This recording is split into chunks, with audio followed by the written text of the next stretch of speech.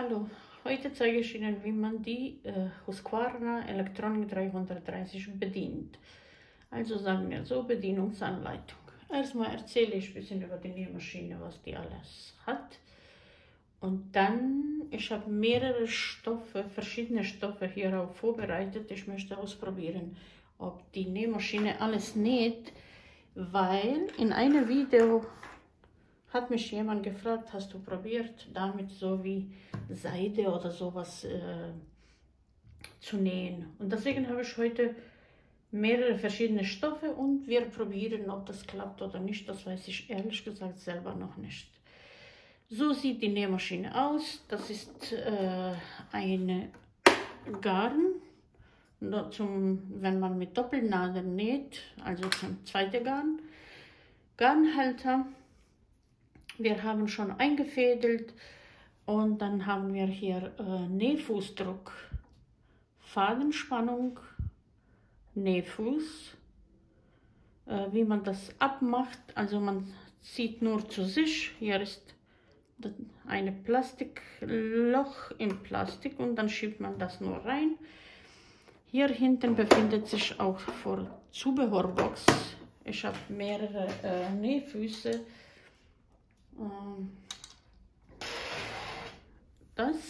Dann hier ist zum Aufspulen nach unten oder nach oben und wir haben hier zwei Räder.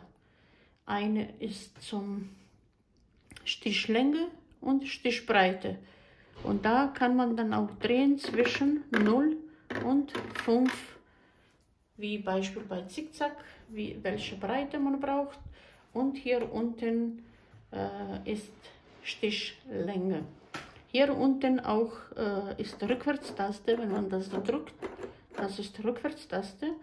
Und noch dazu hier kann man auch drehen, dass man die anderen Programme aussucht. Sehen Sie diese orangene Farbe hier?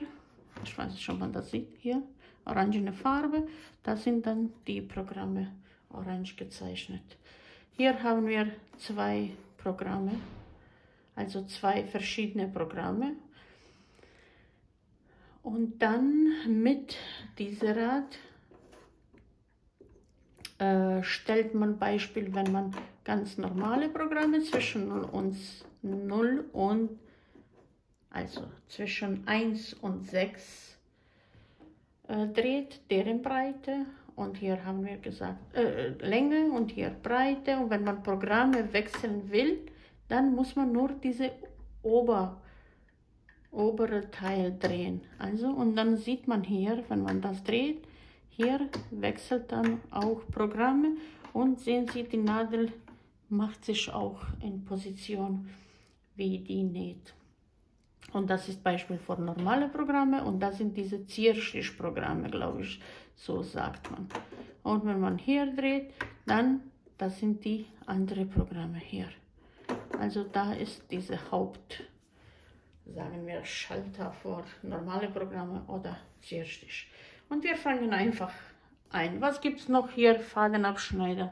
Hier hinten befindet sich auch manuelle Fadenabschneider. Hier ist ein Aus- und Einschalten und die Hauptrad zum Drehen. Ich denke, das war's eigentlich und wir fangen an jetzt mit richtig festem Stoff. Wir stellen auf 3 und hier machen wir auf Beispiel auf 3 und wir lassen da, was hier steht, und fangen an zu nähen. Und Beispiel, wenn man das Blindnaht heißt das oder Blindstich. Man könnte im Beispiel ein bisschen weniger machen, dann sieht ein bisschen schöner aus. Also dichter. Wenn man drehen will, also immer Nadel unten, Fuß hoch und dann kann man auch weitermachen.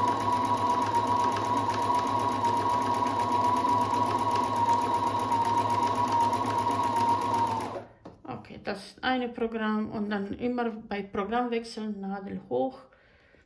Und dann machen wir jetzt neue Programm, Beispiel hier.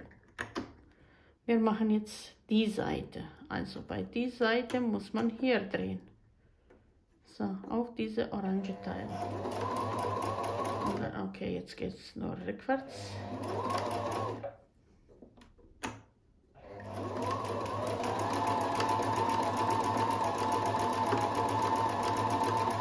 Sehen Sie, jetzt macht sie Zierstichprogramme. Das ist das hier. Sie können das dann hier auch weniger machen, also Beispiel auf 3.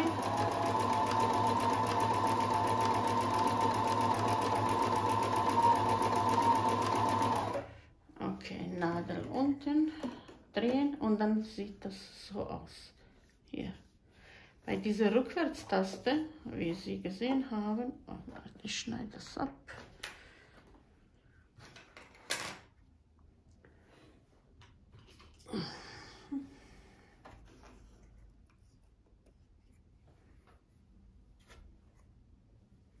So.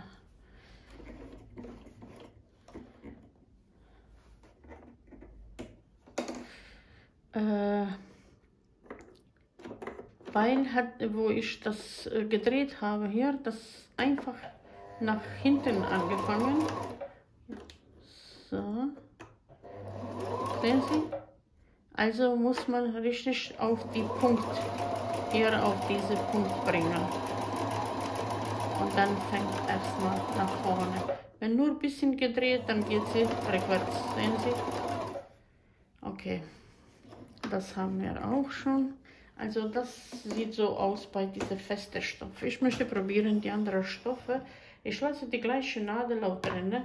Eigentlich das ist nicht zu empfehlen. Normalerweise bei Stretch sollte Stretchnadel, bei dünnen Stoffe, dünnere Nadel und so weiter. Hier ist jetzt also richtig Stretchstoff. Und wir machen noch zum. Und die schlimmste ist meistens gerade Stich bei solchen Fällen, bei solchen Stoffen. Also wir haben hier A und dann drehen wir erstmal nach oben. Hier A, mittig und dann müssen wir hier drehen, Beispiel auf 2,5. Und jetzt nähen wir.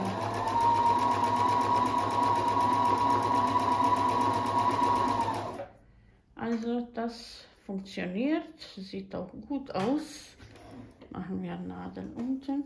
Jetzt versuchen wir Zickzack. Erstmal, dass hier weggeht.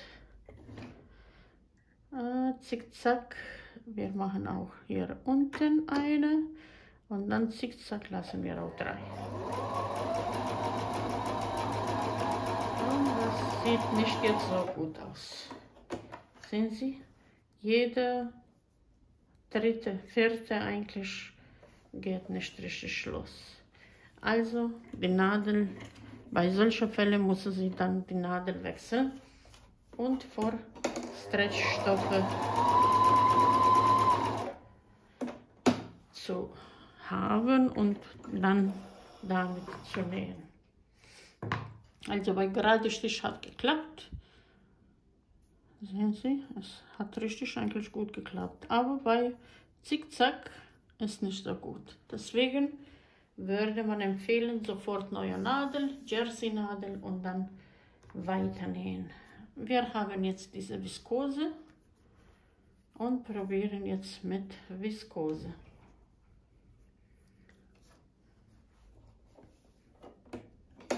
So.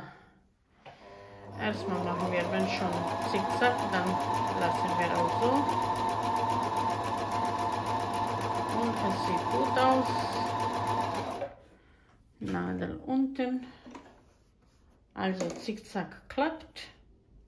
Alles. Was habe ich hier? So, und jetzt probieren wir gerade Stich. So, dann machen wir hier nach oben und 3 kann auch bleiben.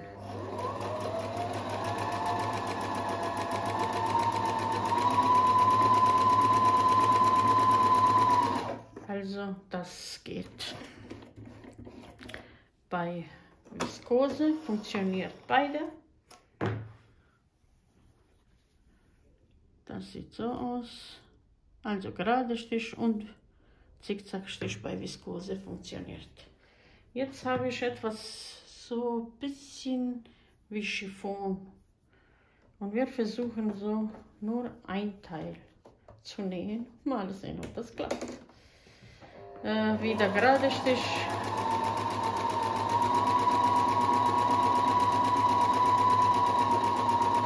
Also Nähfußdruck könnte man Beispiel hier. Sehen Sie, man könnte schon ein bisschen lockerer machen. Wir machen jetzt Nähfuß auf 1.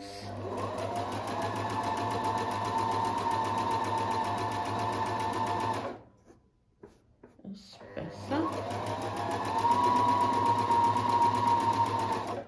Und jetzt versuchen wir noch Zickzack, wenn schon, denn schon. Eine runter und dann. Und das funktioniert beide. Nur man könnte bei, hier Beispiel bei Fadenspannung, man könnte noch ein bisschen herumspielen und Fußdruck und so weiter, aber es funktioniert. Und nur bei so einem dünnen Stoff, es funktioniert.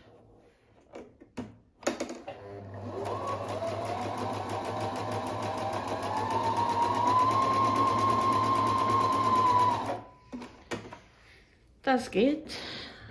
Und ich habe noch eine komische Stoff, weiß ich selber nicht, was ist das von eine zwischen Viskose und etwas Lamm oder sowas.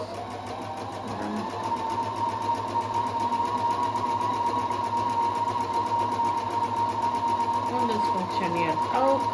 Also einzige, was es nicht funktioniert, Beispiel, das war bei Stretch.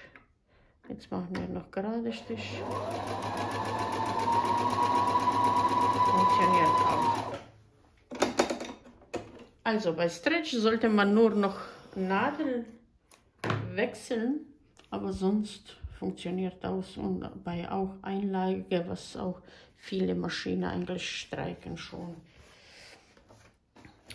Wir machen noch ein paar Programme, dass Sie sehen. Hier ist bei mir Fadenspannung zwischen, es ist eigentlich eingestellt zwischen 3 und 5. Fußdruck ist bei mir 2, Fadenspannung so um die auf 3. Und dann man könnte jetzt die Beispiele, wir machen jetzt, was machen wir? Das. Hier ist auch Einstellung schon vorgezeichnet, 2,5. Und dann machen wir, welches Programm ist das?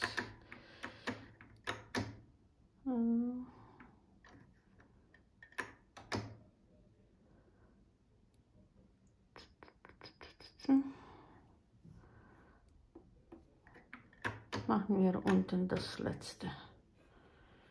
Und dann hier stellen wir auf 3 und hier auch auf 3. Mal sehen, was da rauskommt. Ja, da könnte man schon ein bisschen weniger machen.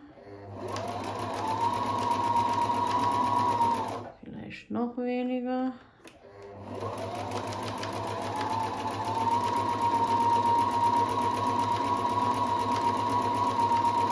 Und vielleicht hier auf 5.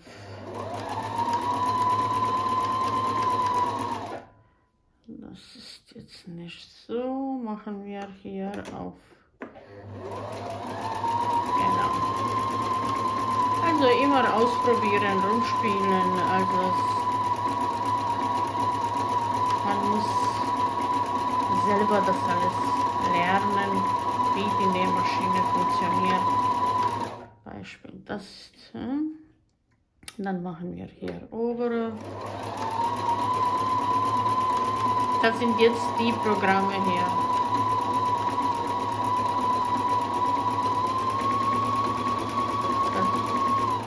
Dann machen wir wieder Nadel hoch, dann machen wir nächste.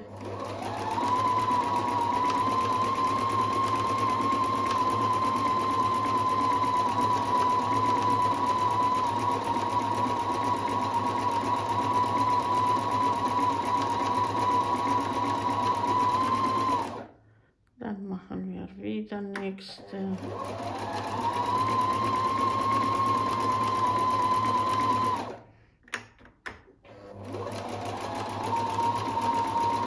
Das sind jetzt alle Zierstichprogramme. Wie Sie sehen können, die sehen richtig schön aus. Also hier ist die ganze Zeit auf Orange gestellt und wir wechseln dann nur die Programme.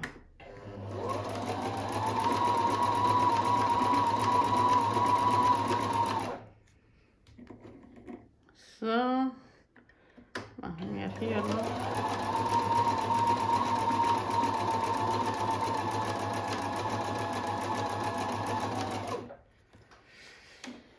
Sehen Sie, wie das schön aussieht. Was könnte man noch dazu sagen?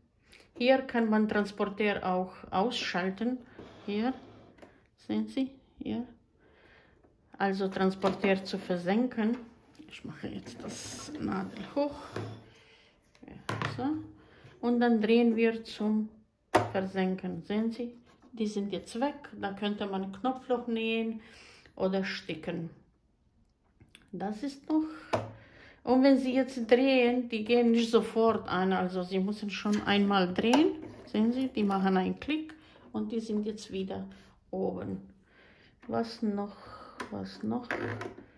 Das zwischen 0 und 5, das haben wir gesagt. Programme wechseln hier. Dann hier haben wir auch die zu versenken. Hier zwischen 0 zwischen 6 und 1 ist die Länge, hier kann man stellen Breite, hier zum Knopfloch, das könnte man auch noch ausprobieren, aber ich habe keine, aber wir können beispielsweise versuchen mit ganz normal. Mal sehen, ob das klappt oder ich mache extra Video, wie man Knopfloch macht. Also Knopfloch wird ganz nach oben gedreht und wie Sie sehen, da steht auch 1, 2, 3 und dann wieder 4. Jetzt machen wir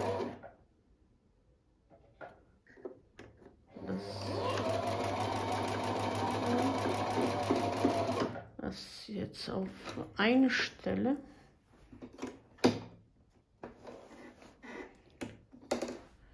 Also 1. Hier ist auf Knopfloch, machen wir so und es geht rückwärts. Dann könnte man hier auf 2 und dann auf 3 nach oben und wenn da ist, dann noch wieder hier mittlere und dann so würde man Knopfloch machen. Das ist natürlich nicht perfekt. Ich habe das jetzt nur so vorgezeigt. Aber ich glaube, extra Video dafür. Eigentlich das war's alles über die Husqvarna 330. Ich denke, ich habe alles. Husqvarna 330 Elektronik. Liebe Grüße, bis zum nächsten Video. Wenn Sie Fragen haben, fragen Sie. Ich hoffe, ich kann beantworten. Ich habe auch Bedienungsanleitung und ich glaube, ich mache auf YouTube auch Bedienungsanleitung mit Fotos, mit alles drum und dran. Dann können Sie die auch benutzen. Liebe Grüße.